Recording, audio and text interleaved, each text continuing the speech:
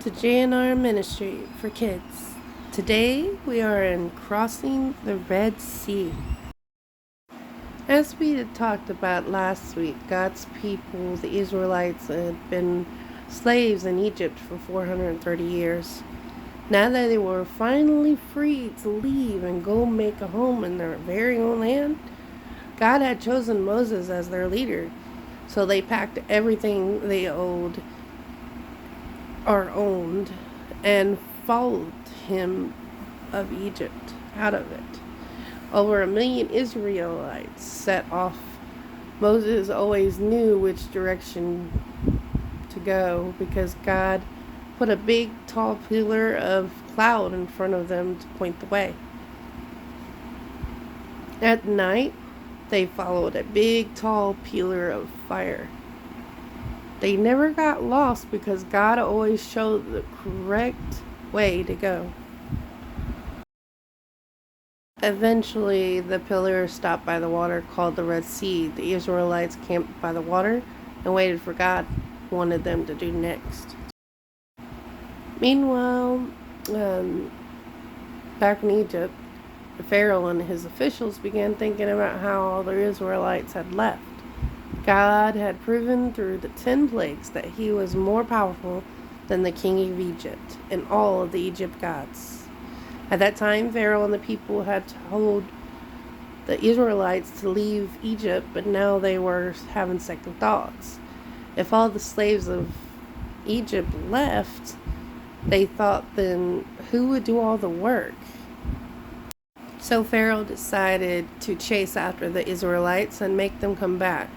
He sent all of his horses and chariots and all of his horsemen and troops.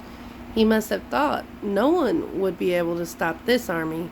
When God's people saw the Egyptian army approaching in the distance, they became very afraid. There was nowhere to go to get away. The army was behind them, and the Red Sea was in front of them. They were trapped. The people complained to the leader, Moses. They said, "Why did you lead us out to Egypt into the desert to die? We would have been better off to stay in Egypt." But Moses said, "Do not be afraid. Stand firm, and you will see how God will save you today. The Egyptian can never win because God will fight for you." Now, amazing things began to happen right before their very eyes. The people had thought that they were trapped because of the water, but they were about to see that God is so powerful he can do anything. An angel of God had been traveling in front of the Israelites, and he moved back behind them along with the pillar of cloud. The cloud blocked the view of the Egyptians, and they could only see night and darkness. But the cloud provided light for God's people so they could see everything.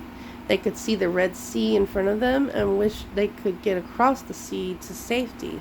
At God's command, Moses stretched out his big staff over the water, and it began to change. A strong wind blew the water up into 2 walls, so that they were walls of water on each side and dry land down the middle.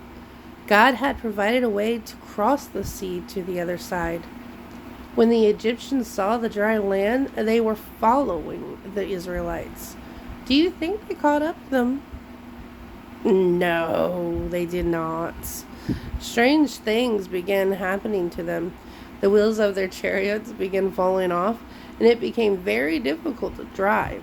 By the time the Egyptians realized God was fighting against them, it was too late. Now the Israelites were all safely on the other side. God told Moses to stretch his staff out over the water again. Soon all the Egyptian army was drowned in the water. People were so happy that God had saved them from their enemies. Moses wrote a song about it and what happened, and everyone sang it. And Moses' sister, Miriam, sang another part of the song. Then she got a tambourine and began to dance. Soon all the women were dancing with joy for all God had done that day. If you were one of those people there, would you join in the celebration? I know I would. And now it's time for Dave the Donkey with the verse of the day. Neha, it is I, Dave the Donkey, with the verse of the day. And today's verse is pray without ceasing. Give thanks in all circumstances. 1 Thessalonians 5:17. And that's today's verse, kids. See you all next time with another verse of the day. Neha.